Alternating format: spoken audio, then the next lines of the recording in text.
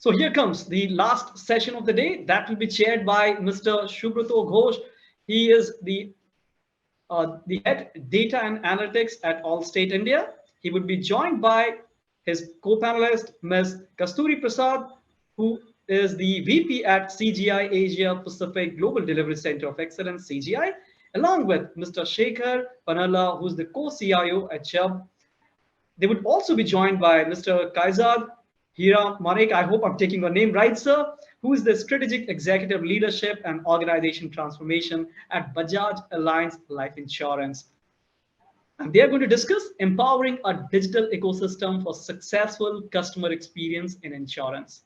Over to you, Subrato. Thank you. We have an eminent set of panelists today with us. Last time I checked, he did not carry a sales target. He did not even have a customer retention as his KRA. But in the year 1890, in a speech in South Africa, he perhaps said the last line about customer. A customer is the most important visitor on our premises. He is not dependent on us, we are dependent on him. I'm talking of Mohandas Karamchand Gandhi, whose birth anniversary falls in this month. The challenge over the last so many years has only worsened, especially with the onslaught of digital. There are no more strict concept of premises. There are no more store timings. Businesses have to be always on because their customers are always on. A customer today is not only more discerning and more demanding than before, but perhaps, if I may say, they are a little bit spoiled by the power of technology available at their disposal. I mean, imagine the power one carries in the mobile phone they are holding in their hands, right? So they can demand better and they can demand immediate service. Also, sectors such as retail, media, banking, etc., have given immense power through platforms to demand and consume services just in time. Insurance, on the other hand, being a low-touch, a regrettable necessity kind of promissory product, which comes to play at the time of eventuality, makes it rather unique in terms of addressing customer experience. And how this industry is adopting digital, how it is addressing the customer experience aspect of it, we will learn and we will travel through that journey through our panelists' experience as well as their learnings as well as their views. Let me start with Shekhar. Shekhar, being a CIO of a global insurer, how do you see digital playing a role in shaping and elevating the customer experience in the insurance sector? What would digital mean to you? Because digital, again, is a very wide concept. Many people take it differently. How would you respond to this? Thanks, Subho. So let me answer the second question first. What does digital mean to us? Digital probably means many things to many people across industries. But I try to simplify this. Doesn't matter which industry you belong to: insurance, banking, financial services, or manufacturing, for that matter. There are three key things that we look at when we think about digital. The first thing is really frictionless experience. The customer engagement or the client experience that you referred to. The second thing is automating anything and everything that you possibly can automate. And I think the first two things are really table stakes. But there's a bit more to digital, and that is really enabling new business models that otherwise is not possible without reimagining the world. And we have all seen post-COVID scenario and how all of us had to innovate. And so without thinking digital, without being digital, reimagining the business models and actually driving revenue is almost impossible, right? So to me, those are three foundational aspects of at least we think about digital. And as I said, it's probably true no matter which industry you cut across. Now, coming to technology and how we think about from a customer experience perspective, having given these definitions, at Chubb, for us, customer experience is actually the product when you think about it. Yes, we do have products we offer clients, but it's all defined by the customer experience. Take back to a retail example like Uber. Uber has many services that they offer, but at the end of the day, your digital experience on the mobile, that's the product that people experience. So to some extent, we don't think about customer experience anything differently. And then it varies product by product. We are in 54 different countries. For example, in the US, we do business through intermediaries, whether they are the large agents or brokers. And then we have some personalized business for high net worth individuals, which are for end clients, but also through intermediaries. And if you look at the international markets, what we call as Chabos is general, which is literally 52 different countries outside North America. We offer services for consumers. Let me give you examples. In Latin America, we have Nubank. In Singapore, we have DBS. We have Grab and the likes, if you will, that we serve. So we have to think about customer experience that spans channels, distribution markets, and products and regions, if you will. And now going back to the comment about the three things I defined from a digital perspective, our focus is on the customer experience across the lifecycle journey from an insurance perspective, from pre-sales all the way to the servicing and payments part of it. The second thing is internal automation. You cannot get efficiencies externally if you don't automate internally, the straight through processing aspects of it. And the last but not the least is really supporting embedded journeys, which goes to the revenue aspect, if you will. If you think about Grab, we don't offer a product that is outside the Grab experience, as an example. Or for DBS, we don't offer a product that is outside a banking experience. And to do that, having API ecosystem and enablement to drive that, right? That really fills the picture for us, no matter which market segment we service. Let me pause there. No, I think that's a very interesting response, and I have taken a note of that first statement which you made, that customer experience is the product. I think that says it all, and I think every one of us are looking at no longer just a product for the per se, but customer experience is bundled today as a product, because we are talking of a journey rather than one event of a purchase or kind of any kind of a touch point. Kasturi, your work gives you exposure across multiple insurers, possibly across geographies. How are you seeing the adoption and deployment of digital technology? Is it aimed more at elevating the customer experience, or rather still focused on revenue or cost management? Do you see any visible differences across geographies or sizes of insurers in those approaches? Yes. What I see is I did some research and found that definitely across the countries, there are variances in, say, the life and the non-life insurances from a claims growth perspective. So this is more based on the demographies and other situations. And during pandemic also, we have seen quite a good amount of differences across these insurance domains. We have seen that with my own customers as well, where during the pandemic, they made some changes, some personalizations based on the usage of the insurance. Because we all know when it comes to the PNC insurance, much of, there was not much, the vehicles were not moving around, and so there were not many claims. And so there were some specific differences that the insurance companies brought in, and especially we could see this significantly from the US market. And then when it comes to the large insurance companies, definitely, they have the scale and budget to bring in investments. But when we look at the smaller insurances, they are stuck between the stringent budget and the need to innovate. So typically they try to make very small improvements, which can complement their existing core systems. And they will also take the fast follower approach, like whatever is already successful, can I take that up? And also being agile is almost a natural thing for small insurances, considering the approval and decision-making processes. At CGI, we have an initiative called Voice of the Customer.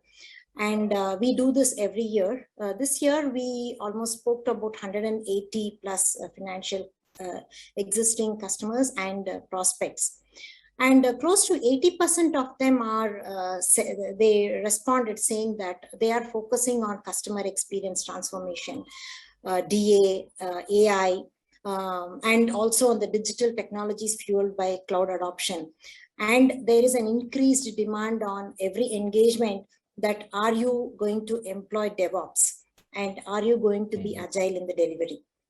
right? That is from an IT perspective. We also see that close to 90% of the customers want to manage their policies on the digital channels, but how many of them are satisfied, right? Today, we are seeing only about 15% of them are being satisfied through the digital channels. The claims process itself has seen a significant rehaul by inclusion of AI-enabled analytics from end-to-end process perspective. And we have seen this with our insurance customers. Predominantly, we have seen it in the US again, where one of my existing customer brought in the AI included the technology into their claims process, and they were able to definitely show a good amount of improvement on the customer experience from a claim straight through processing, and also cost reduction is anyways a byproduct of it. I would like to quote one of a major digital transformation program that we just concluded for one of our Canadian insurance customer. They went through a complete rehaul. They did a modernization of their existing customer portal, their agent portal. They even implemented the customer self-service portal. And they also brought in many insurtechs as partnerships and integrated with them. Like for e-signature, they went to HelloSign. For health management and health risk quantification, they went to Decadu and similar such things, right? I think it was an end-to-end rehaul. And today they are seeing a significant improvement in their business after they did this end-to-end digital transformation. Yeah, I mean, I have taken notes of some words you used, and we are going to revisit those. You talked about personalization, you talked about agile, you talked about innovation, you touched upon even the web channel, enablement of the web channel, and we will come to each one of those as we move, because I think those are very important aspects of the whole customer experience piece. Coming to Kaizad, you head the operations for a global, insurers Indian JV, and have customer experience as part of your job description. How do you see customer experience has evolved in the insurance sectors over the last 5 years? I mean, not 5 years, rather few years, I would say, especially when we have just in the second year of a really, more of a life-changing event like this pandemic. And that too for an industry which is so infamous for its low customer touch point and which sells not so tangible product. How have you, I mean, what are your views on that? So, Shubho, thanks. That's a great question. And to be honest with you, whatever you said so far is absolutely true. But, our inflection point actually started about 4 or 5 years ago when I came on board. And, one thing that we did as a management committee was very clearly move away from this positioning of, our product as a death benefit product. So if you see our tagline, it is life goals done, which basically means that, you invest to enjoy your life and not, dread that one moment of truth, which is death, which is, typically what life insurance companies are known for. That being said, what we also do at the BFS group is, a lot of crystal ball gazing every year in our long range planning. So, 5 years ago, interestingly enough, we came up with a threefold mantra of personalize, contextualize, and virtualize. Now, who knew that, lo and behold, 3 years later, the pandemic struck us. And because, we were on our journey, a lot of the things that we had envisioned 5 years ago were actually in practice. And therefore, this entire lockdown and, the effects of the lockdown didn't really hit us to the extent, because we already had a digital shop running. And, we service approximately about 30 million lives. So, what we found very interesting was that the customer uptake of digital as a channel of service, as a channel of sale, as a channel of payment, as a channel of, policy benefit administration really rapidly changed overnight.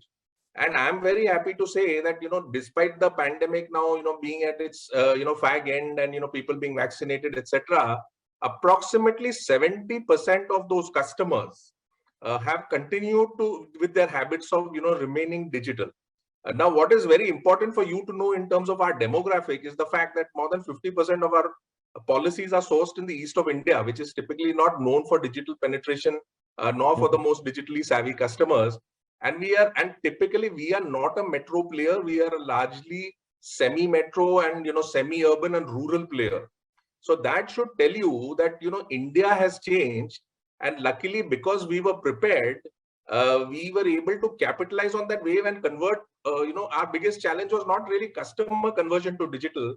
It was more our distributors, because see, typically insurance is a largely intermediated business, and the sales are done one-to-one by an agent or by a relationship manager in a bank or a broker where you apply for a loan, etc. Today, all those channels have continued to remain digital. They source customers digitally. They educate the customer about digital upfront. They ensure that today, for example, Shubho, you made a very important point that it's a dull business where the only real touch point is payment. Today, not so, because most of those customers have attached standing instructions on their policies, and they don't really need to be touched by us even at the point of payment. And if you think about it, if you read the statistics that NPCI publishes, in the month of September, 3.54 billion transactions happened on the UPI platform, which is more than double the population of India if you think about it. So that should tell you that insurance is no longer a staid one horse pony type of business anymore. It is a lot more involving. It is a lot more digital, and it is a lot more exciting for the customers as well as the distributors who are doing this business. Excellent point. I mean, I think, what you mentioned is the changing face of the customers, not only the customers, but at large, the demographics that the countries are changing, especially a developing country like India. And within that also, you touched upon the eastern part. And to be honest, I hail from that side. I know that digital has not been a forte that side, but even in the rural areas, I think there is a significant penetration thanks to the mobile revolution, I would say, or the telecom revolution.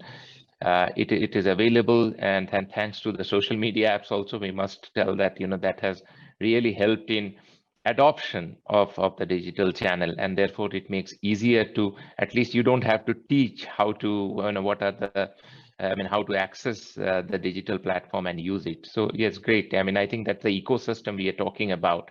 But interesting thing comes out of going to the customers and trying to give them the experience that each one of them deserve or expect. And Kasturi touched upon the word which has become so common across industries is a personalization, right? And we keep hearing about personalization of products, services across industries. So Shekhar, let me ask you that, when you are using digital to bring in personalization and another CIO, I mean, how do you think that is impacting the customer experience? What are the things that you are doing in your organization? Yeah, it's a great question, Subbu. Let's think about personalization at its core, right? It's really the ability to tailor the experience of your offering to a client or a client segment or a partner in our case, right? And having a strong technology foundation to support that, both in band and out of band, I'll come to that in a second, is very important. Last May, I think it was, at the peak of COVID, we actually launched a platform called Chubb Studio. And Chubb Studio is really an insurance in a box for our partners. We all probably have heard the expression that insurance is sold and not bought. If you think about our own retail experiences, that's probably true to some extent or for the most part. Because if you can't buy a house without insurance, you can't drive a car without insurance. And we don't necessarily understand everything that goes on other than we need it. And it only gets complex when you go from a retail experience all the way to commercial businesses, if you will. And part of the problem is we as carriers offer products that we carry as products, which are not necessarily tailored for consumers, for clients, as to what they actually need. Right, so we offer them the products, but if they need an ability to package unique for them with a bunch of coverages that is unique for them, it's a big undertaking for carriers because we're not historically structured to be modular in the way we do things. And so the concept of Studio is really I think Kaiser talked about it. insurance is still a very intermediary-driven business, right? So we do a lot of business with our partners, and Studio basically offers the ability to customize for a given client by partner specific coverages, and you can actually manufacture a product. There's of course associated rating that goes along with that on the fly to be able to offer to our clients. Now, this is much more relevant right now at the retail level or at the consumer level than the commercial level. But using this platform, what we call as a platform, the Studio platform, we are giving that ability for our partners to offer products to their end customers on the fly. And historically, all of this meant a specific partner-specific implementation, this technology implementation by partner for the same product. And then you can imagine the number of partners how we do that. Today, all of that, we probably all know how a Google API works. If you need a mapping API, similar to that, we have a developer API portal that we offer to our partners. And without talking to us, they can actually customize and provide that. And we do that in two aspects. One, through customized logos and microsites that as if they are branding it completely, or through APIs, and we provide those two things. Now, on the consumer side, this is probably where more work needs to be happen. I think Kasturi talked about earlier around frictionless from a claims perspective, how we do that. So when we think about, given the presence we have across the globe, payment space is going through rapid innovation. Everybody have different payment modes and things like that. So the ability to give clients and consumers their specific payment channels, if you will, and multiple modes of communication with voice assistants and so on and so forth. So those are a few of the things that we are working on to change experience that is personalized, whether it's for individuals or businesses. No, I mean, I think, you touched upon a very important aspect of this customer experience. Customer today is not a point in a two-dimensional kind of a space, right? I think it's in an n-dimensional space, because to them, insurance is not just one product, because typically the products are all intermingled today. I'm taking an example from my employer Allstate's ecosystem, that we are calling ourselves as a total protection company, no longer just an insurance company. So essentially, we have subsidiaries like Square Trade, where we provide even devices, insurance kind of service, protection, and where somebody who is buying an iPhone or an Android, whatever phone, or a refrigerator or an air conditioning machine, can we be there as Allstate to protect their peace of mind that when the devices go down, because that also, an AMC is also kind of an insurance, right? So how do we extend into that ecosystem? You also touched upon the digital ecosystem, which is be it an API marketplace to plug, so that other businesses can plug into your service offerings and take it to the customer, and that also improves definitely the customer experience. However, one interesting aspect of personalization which comes to my mind is that it also dwells on the boundaries of privacy infringements, if you will.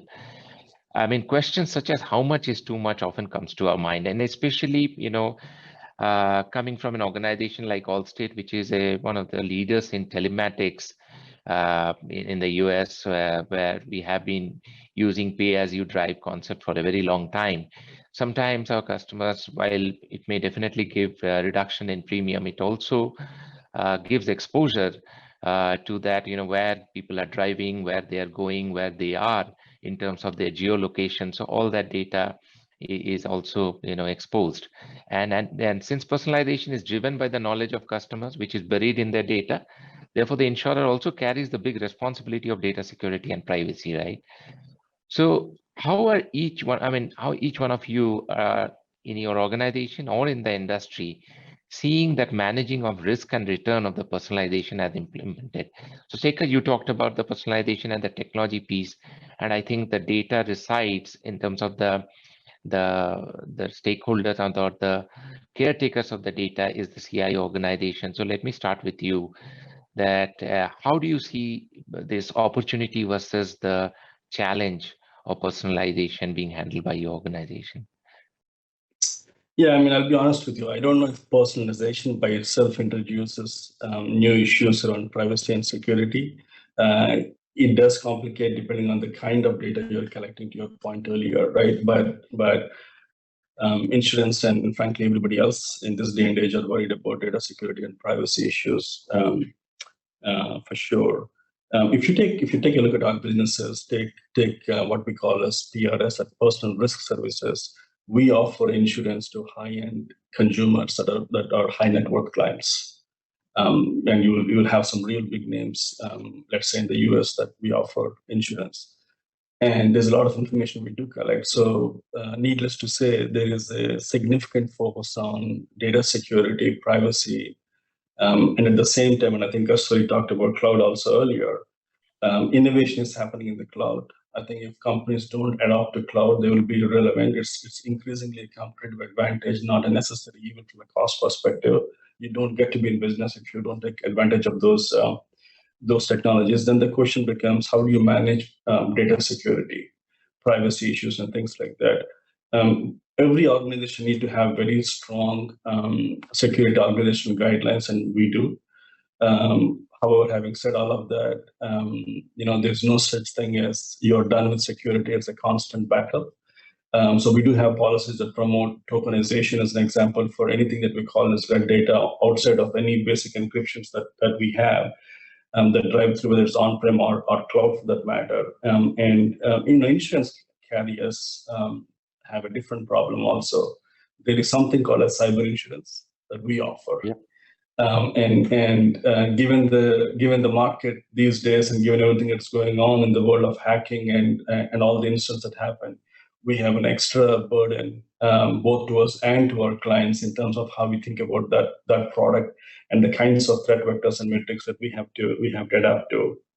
Coming to the personalization aspect itself, there are other things that I'll just briefly talk about around risk cohorts. When we think about risk cohorts, we do segment and group businesses together and find out what the aggregate risk segments are, so that we can think about our risk management techniques and things like that. And increasingly with personalization, it is coming to a segment of one, what I call as hyper personalization. And so we do need to think about, as we go up the chain from a personalization perspective, the data we collect will be significant. And it's a fine line between how much we collect and how well we protect. And to me, it's a constant journey. Absolutely. I think that makes a lot of sense, because we have a responsibility towards the data that we collect, and it is in our custody, and that puts a big onus on us. Kasturi, how are you seeing the insurance industry? Because you are definitely working with multiple customers from the industry. Are these while they tap this opportunity of personalization, because today the digital and the power of analytics, AI at their disposal, and then they can go to that granularity. But are you seeing that they are, as Shekhar alluded to, they are also being realistic by recognizing the challenges too? Definitely, yes, Subho. As Shekhar mentioned, personalization definitely offers a good amount of opportunity for us for the insurers from a perspective of sales, customer retention, customer experience, claims, and everything, right? But so there are many innovations that are happening on the personalization side as well, like many of the usage-based insurance, UBIs, or some of the Fitbits and other wellness devices that are being being forced onto the customers so that they can wear it on, and it eventually helps obviously on premium reductions and prevention, right, and other aspects. So even from CGI, we have a solution for UBI called Tap to Drive. So we've also been looking at how much data are we collecting, and personalization is definitely a boon from this aspect. But then, how are the customers comfortable in sharing this information? Absolutely. With us, right? Now, as you said, I will be very conscious if I have a device on my car and it gets tracked.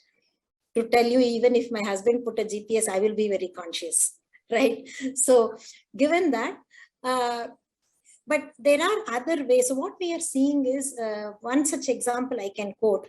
There are quite a few examples, but farmers, they have, Farmers Insurance has actually partnered with one of the UBI technology insurtech firm, and they are incentivizing the customers right upfront for new sales, and then also on renewal. Renewal is actually having a higher discount. Right, that is one thing. Second thing is ensuring or assuring them that your data is safe, right, and empowering them to authorize when their data will be used. So that is one thing. In UK, yes, especially, there is a company called startup called Traddle, which is working on a blockchain solution. So this is to enable the verification of the KYC information collected from the customers, and it is stored in one place and authorized and can be accessed by any company. So there are two ways, two benefits of this. So the one is the customers don't have to give a KYC every time, right? They sign up for something, for any insurance. It could be insurance, absolutely, it could be anything. They don't have to every time provide that information, and it could be frustrating for them. And second is they are given a private key with which they will authorize whether the KYC information can be shared with this particular company, or wherever they are taking a service or buying a product or whatever. I think such solutions will give the customers more confidence that though their data is in kind of a lockbox, and they are having the key with them to authorize who gets access to it. I think if we start giving this kind of a confidence to the customer, they will be more convinced to provide the data to us. And of course, the liability is more on the insurers to ensure that their data is protected. Right. So this is a two-pronged thing. It depends on how we convince the customer and also how we protect their data. That's where. No, absolutely. You hit the nail on its head, because customer experience is also the result of the trust that the customer has with you, right? Because when they pick up the phone and talk to you as an insurer, I think, typically they would do when they are in trouble, right? And the claims is an asset test for insurer, right? Let me ask Kaiser, because he heads operations, and those are very important aspects of customer touch point across. And then he mentioned earlier that it is no longer payment is no longer the only touch point. There are various other aspects as well, and sometimes even that is not a touch point. So how do you bring personalization through operations in this digital world? Is your operations team adopting digital technology to play a role there? How are you addressing this challenge? Yeah, so Shubho, great question. And if you ask me, I think we are in a country which has one of the best API ecosystems in the world. So, it is not only about personalization for the customer, it is also personalization for the intermediary. Because you see, the problem with insurance, and life insurance in particular, is that it is the longest contract you'll serve, barring your marriage. And many a times, your marriage may be shorter than your life insurance contract. So, that being said, to the extent possible, what we do as an organization is that how do we make the customers onboarding journey very, very seamless without having to fill reams of paper. See, typically in India, a typical life insurance form will have about 240 fields. Okay, so that's not a small amount of data that needs to be captured. And believe you me, it's an extremely tedious process if you have a paper and pen process. So typically, thanks to last year's lockdown, etc., our distributors have moved to the digital platform. And what we have done intelligently is that a lot of the stuff that is available in the open API ecosystem. So let me give you some simple examples. Your credit bureau data, that's available. So we can tell whether the customer is financially viable. The credit bureau itself gives you an income estimator score. So I don't need to collect income documents. Similarly, your entire Aadhaar ecosystem, which is, the UIDI, which is a unique and, the first of its kind in the entire world. The kind of rich data that gives with customer consent is amazing. I mean, I don't need to fill the entire demographics of the customer because it's all populated from there. Similarly, if I want to know if he's a taxpayer, I just tap into the NSDL ecosystem and validate his PAN number. Now the the finance ministry has also authorized the account aggregator ecosystem, which is something that Kasturi was talking about in terms of access, consent based access to bank accounts, to GST returns. So there's a whole host of data that's opened up. And interestingly, our regulator has been has not been a laggard in terms of helping the insurance industry with data. So the IRDA today has a subsidiary called the Insurance Information Bureau, which actually collates data from the entire industry and allows us some very key insights in terms of how much total sum assured does a customer carry across insurers. So that plugs the people who are in insurance shoppers and frauds. Similarly, at the time of claims, all insurers contribute their data there as well. So if we receive a claim, we are eventually able to check with our fellow insurers, and we have 23 of them right in this country. Whether a person has had a claim in the past, what was the reason for his death, when was it claimed, was it accepted or rejected. So there's a whole host of huge amount of personal data. And one very interesting thing is that Shubho, if you've been inoculated, vaccinated in India, you will also see on the the vaccination certificate that the government has already started publishing your unique health ID. So that's the shape of things to come. And interestingly enough, the Arogya Setu, which was the entire COVID platform on which the government of India was checking on infection, vaccination, and the penetration of COVID in particular localities through geolocation, is now an open API as well. So you can actually integrate with that ecosystem and actually find out whether your customer who's buying a policy today has made a correct declaration or not as to whether he had COVID or not, is he vaccinated or not. And the health ecosystem is now going to ride on Arogya Setu. So very clearly, personalization in this country, irrespective of the IDPR, being tabled in Parliament in December and getting passed, is going to take a very different shape from the rest of the world, because the government itself is promoting the open API system. Obviously, there is going to be a pecuniary aspect to it as well in terms of providing these services. But believe you me, in India, and the good part is that a recent study on social media actually showed that the population that is most open, the top 3 populations which are most open to sharing their data in public, one is Saudi Arabia. It's interesting. Second is India, and third is Pakistan. So that should tell you that the Indian customer is not averse to sharing data, provided he sees value for the data that he's sharing. Obviously, there is going to be a roadmap where the data will be monetized, etc., and customers will receive rewards for it. But I think we are some distance away from that. No, absolutely. And I think, as long as customer sees value in terms of what I would call as effortless purchasing, as Allstate uses this term for its own initiatives, I'm borrowing it, and as well as the more friendly as well as ease of getting the claims settled, both in case of life as well as property casualty. And I think the customer will be willing to cooperate with this digital ecosystem. However, one aspect you mentioned that your digital, intermediaries also adopted digital. And again, a question for all 3 of you. Primarily, I will start, Kazat, with you, because insurance traditionally, especially on the life insurance side, has been, agency driven, right, or intermediaries driven. Right, and yet the industry today is under a strong imperative to provide an omni-channel customer experience, because that is what the customer is experiencing in other sectors, right? People go, it's very funny that people might go into a retail store, maybe say white goods store, look at the size of the fridge or television, see the picture quality, and then come back and order online. We are living in that thing, because trying to get the value for money. How are you seeing that, the channel, I would say the managing of the channel conflict with this digital coming so aggressively, and yet, you cannot throw away your traditional agents.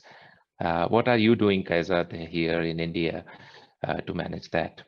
So Shubho, this is a damn good question. And let me tell you that, when the pandemic started, and you're right, we were struggling with, pushing agents to, use the digital channel, not come to our retail outlets to, log in policies, etc. But what the pandemic did is actually, brought to life our 3V strategy of voice, video, and vernacular.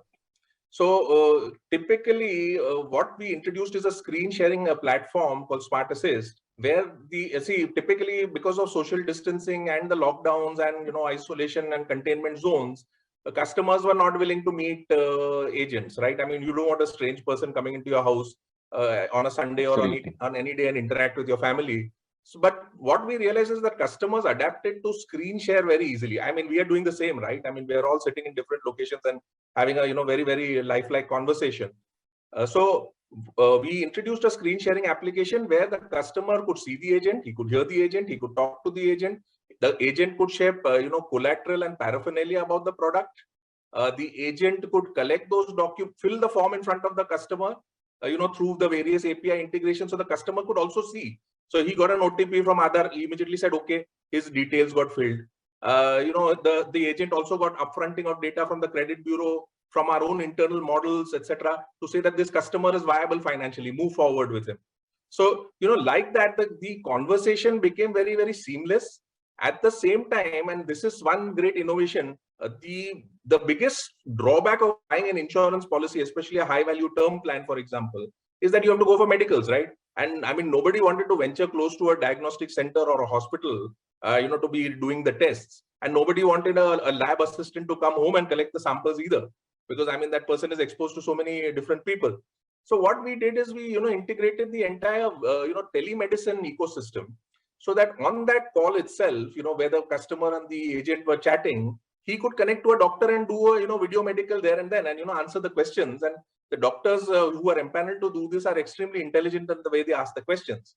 So, what we've seen now, and, it's very interesting, Shubho, that even after the pandemic is, nearly at its tail, fag end, and, our branches are all open, our logins are now at 99% on the digital medium. So our agents don't come to the offices anymore to submit policy proposals.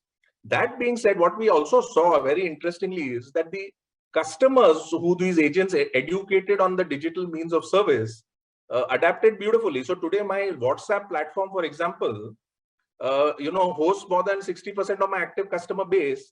And approximately at any point in time, about 10 to 15% of my customer base is interacting on WhatsApp. So they're checking their fund statements, they're checking the validity of their policies, they're looking at their maturity dates, they're updating their bank accounts, because obviously they need the maturity benefits. They're paying their premium. So my largest transaction on my WhatsApp platform is premium payment. And it's so simple in India today, thanks to the UPI and net banking ecosystem, that why would a customer, really want to exit his house to any physical outlet or call an agent for service? So, it's all good if you ask me, because the digital adoption and the simplicity of, and see, one thing, that's one very important thing that we did, is we, co-created these, platforms with our agents, with our customers, etc. So, one very interesting feedback that came out of launching our WhatsApp platform was that, most customers and WhatsApp platforms are typically driven by bots, right? I mean, they're scripted responses and, scripted menus. So the customers typically voice their concern about the fact that, if I get stuck, I don't know where to go. So what we do is actually assisted service. So if a customer gets stuck on a failed utterance, he immediately gets, attached to a live chat agent who comes on that WhatsApp platform. And many a times the customers are saying, no, I don't want to chat anymore. I want to talk to a live agent. So we have our own proprietary video calling service, which is on WhatsApp. It's the first of its kind, where you can connect to an agent and talk to the agent face to face. So you don't really need to exit that one platform, even though you're stuck there. So, this is very important in terms of adoption, because the minute you see your, your drop points and you're able to address them, by digitizing the physical, but humanizing the digital, it makes all the difference in the digital adoption and experience. Sure. And I do a quick, round robin with Shekhar and Kasturi as well on this topic, because while India has a different ecosystem and it's evolving at the same time, huge adoption rate, at the same time, these, innovations have, really cut across the industries in the US, as we see. And Shekhar is, from a global organization. How are you seeing, Shekhar, in terms of this channel conflict and without disturbing and giving the best customer experience, across the product lines? Yeah, Shubho, I don't know that I would say it's a channel conflict more than integrating multiple channels to have a unified experience, right? So to have an omni-channel experience, you need to make sure that you are understanding interactions across the channels, right? So things like Client 360 that aggregate the view, no matter where it is served, how it is served. It's fascinating to hear Kaiser talk about WhatsApp, and we're actually experimenting with WhatsApp ourselves, specifically from a servicing perspective. And this is probably, given the global organization that we are, this is probably more predominant in, I would say, APAC and Latin markets more than the US, if you will, and it comes with its own associated security protocols that we need to worry about from an authentication perspective and so on and so forth.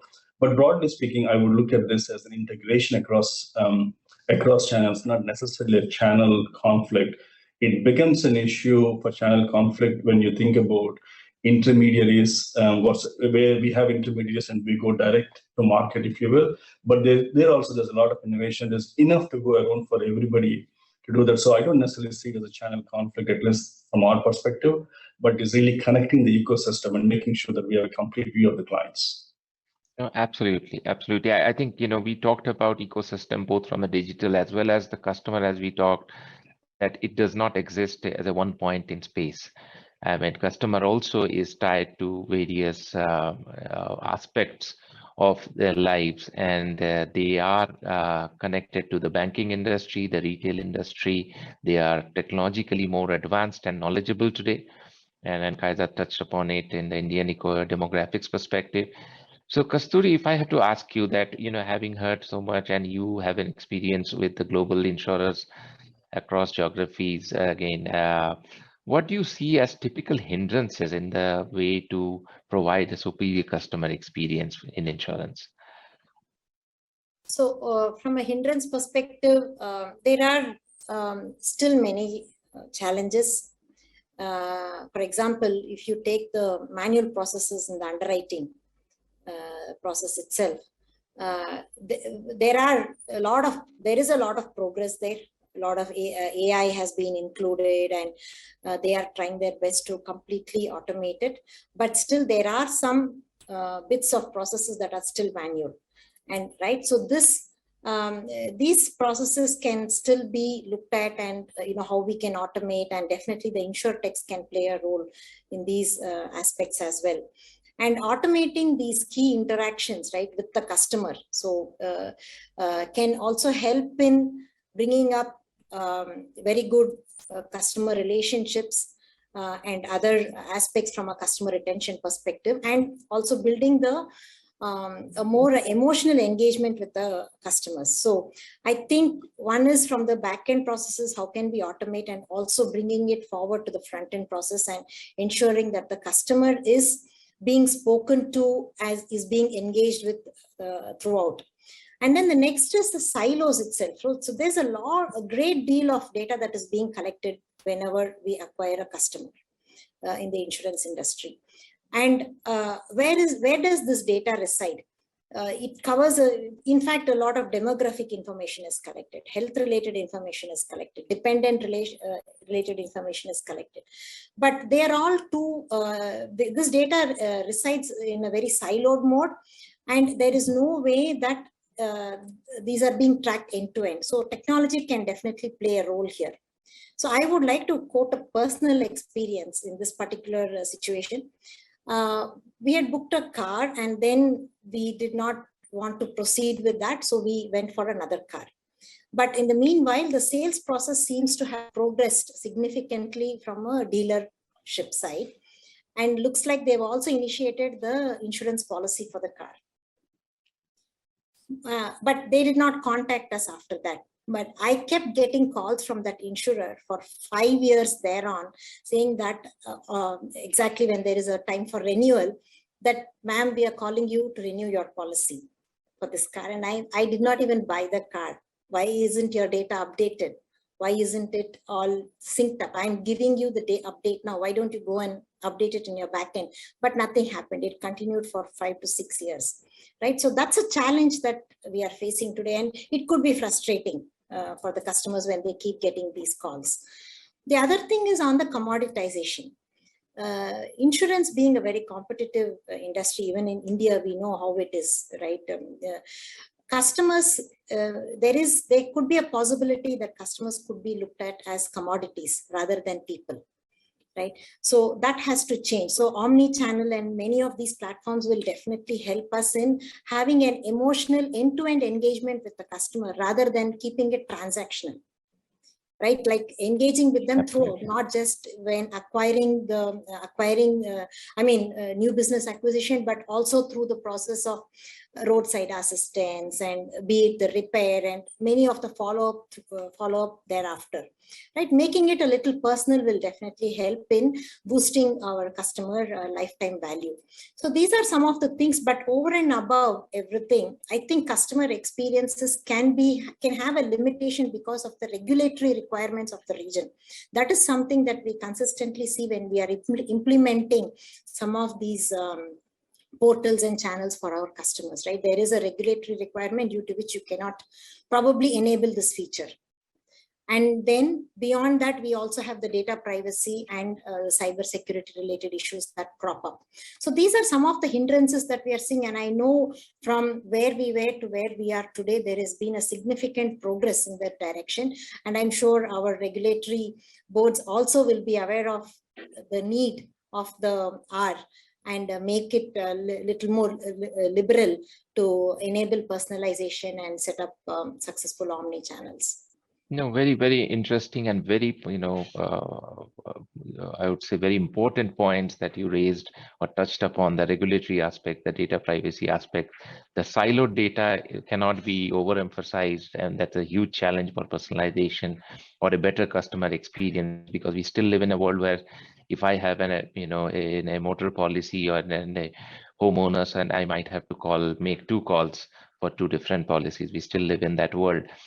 All of you touched upon a very important aspect, which is the innovation piece, and Kasturi used the word agile a few times. I mean, it's a very interesting thing that customer experience is a key focus across all industries today, and innovation is happening from various aspects of customer experience. So speed to market is essential. At the same time, you are waiting for that one magical innovation that can give you competitive edge. Now, the challenge I see, and kind of a trade-off in a sense of time, that how can we strike the right balance between focusing on innovating vis-a-vis adopting something that someone else has come up for a faster speed to market. Shekhar, how is your CIO organization enabling innovation or adoption of innovation, and what are your ways to ensure that this, again, I'm not saying it's conflict, but it's a challenge that you have to be faster to the market. The speed to market has to be really good. At the same time, you want to innovate by yourself in something. How are you managing that? Yeah, I mean, let me briefly touch upon innovation. Technology is changing every industry. Insurance is no exception. We have to reimagine the client experience with the technology. Keep the client interactions to minimal where there is a value add, not doing for basic transactions. So whether it's the example that Kaiser talked about, WhatsApp or other intelligent voice assistants, to take care of the basic things without. That's where I go back to my frictionless experience example from a digitizing perspective, so that the interactions are minimal when it's not needed. The other thing I would say is there is so much data, whether we like it or not. Insurance carriers are actually data companies at the end of the day. Things like, and you represent Subbo data analytics as well. Things like knowledge graphs, the ability to combine structured and unstructured data to give meaningful insights for clients is absolutely important. And machine learning gets thrown at every problem. I'm yet to see a wider adoption of machine learning, frankly. And then I represent one of the largest carriers on the P&C side globally, and we are doing our own bits to that as well. But there is more that I think can happen at the end of the day to really going back to the friction experience to drive it through. On the speed to market, my experience has been largely in financial services. My insurance background is probably just under 4 years. And straight through processing, speed to market as an example, like, Swift, fixed protocols, ISDA protocols based on the asset classes have been there forever in financial services, security organizations, capital markets, and so on and so forth. And yet, when it comes to, if I take PNC as an example, just the fact that somebody needs to be able to quote and bind an issue is so manual, right? And there's no competitive advantage for any carrier. Everybody should get on the bandwagon and standardize on protocols that people really haven't done so far. And when you do that, you are actually automating end to end, right? Otherwise, there's too many touch points, too many manual emails and faxes that come through that you are digitizing, OCRing, and so on and so forth, that you can actually bypass completely if there are standards from an API perspective end to end. So those are things that I think industry still needs to work through. And these are, again, things that everybody needs and we need to pay attention. Absolutely. In interest of time, I would be more like a wrapping up. But as I heard all of you, and I think very, very potent, valuable points all of you brought up, I am taking home, I think, what I would call as 4 Ps. One is product personalization, process streamlining, and Kasturi gave some real life examples from her aspects, her life as well. The third one is I heard all of you talking about APIs, digital partnership, InsurTech ecosystem. So what I call as a partnership ecosystem, and definitely keeping an open mind and keep trying to innovate, and which I would call as the possibilities. So I think customer experience is a never-ending journey. And since it's a journey and there is no set goal, there are milestones definitely, and each of you, your organizations, each of the insurance company across the globe, I think it's at a different stage of that journey, and we can learn from each other. We should partner, we should create an ecosystem, because customer is ultimately the king, and they are becoming demanding more and more as we go along. Any last words? Any last message for our viewers, for our audience, from each one of you? Kaizad, I start with you. So as I mentioned, whatever you do in terms of, use of technology, data, process, etc., always remember that you need to digitize the physical, but always humanize the digital. Excellent, excellent. Kasturi? So as an IT service provider, we need to focus more on investing on talent development for a digital world, innovations, and also establishing an ecosystem with partners to elevate our customer experience. Shekhar, your last words. I think we've covered a wide variety of topics. The only thing I would say is really every company, whether they like it or not, is a technology company. And we need to make sure that as technologists, everybody understand the business domain and understand client problems, then the value will be much higher. While we offer underwriting as a service to our clients, at the end of the day, that's what we're in the business of managing risk. Technology can play a very, very important role. And everybody needs to think about the implications of that for them and for their clients. Definitely. I mean, I think all of you made very valuable points, and as you said, Shekhar, and that technology is no longer an enabler of business. To a certain extent, I think it is the business today, and customers are so technologically enabled as well as powerful, and their demands are also aligned to the consumption of products and services via technology, not separately. So technology is embedded in our lives, and I think we should go from there. Thank you all for such a lively conversation, excellent viewpoints, very great examples, and what you all are doing in your organizations. It's really exciting, and I'm sure the audiences loved the experience of knowing what's going on in the insurance sector. We touched upon India, we touched upon the US market and the global markets. Thank you once again for being with us. Have a good day. Thank you. Thank you. Thank you, Subroto, for chairing the session and your right interventions just at the right time. Kasturi, Shekhar, and Kaizal, thanks a lot for helping our delegates and attendees understand how digitalization in insurance sector is going to improve data privacy, personalization for customers and intermediaries, partnerships, possibilities, and various touch points. Thank you so much, dear panelists.